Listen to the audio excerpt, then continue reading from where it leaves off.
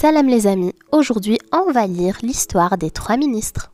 Un jour, le roi convoqua ses 3 ministres et demanda à chacun de prendre un sac et d'aller le remplir de fruits et de cultures du jardin du château. Et il leur demanda de ne pas demander d'aide ni de déléguer cette mission.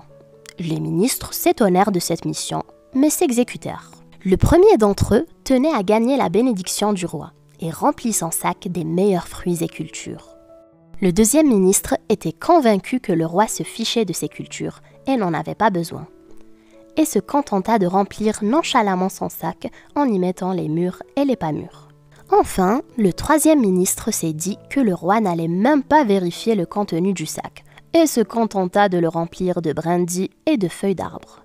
Une fois réunis, le roi ordonna à ses soldats d'emprisonner ses 3 ministres chacun à part, avec son sac pendant 3 mois, dans un endroit où personne ne peut accéder et qu'on leur interdise l'eau. Le premier ministre mangea les fruits qu'il a récoltés jusqu'à ce qu'il purge sa peine. Le deuxième ministre vit les 3 mois dans la gêne et le manque, ne se nourrissant que parmi les quelques cultures et fruits mangeables qu'il a récoltés. Enfin, le troisième ministre mourut de faim avant la fin de sa peine. Maintenant, pose-toi la question, à quel ministre tu ressembles? Maintenant que tu es dans le jardin de la vie, tu as la liberté de récolter de bonnes œuvres ou des mauvaises.